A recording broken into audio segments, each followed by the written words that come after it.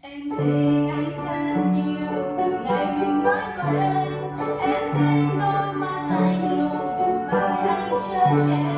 Em thích nụ cười khi anh ở bên bạn bè, và thích giọng nói như gió nhẹ vào buổi hè.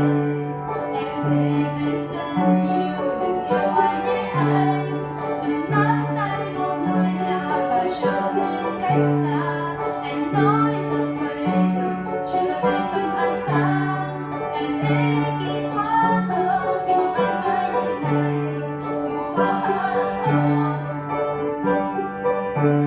Viết tặng anh một bài hát để thay đổi muốn nói về bức tranh để anh nhớ về cô gái dễ thương.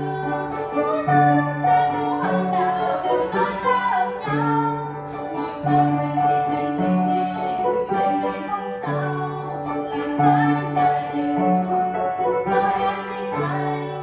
Còn tất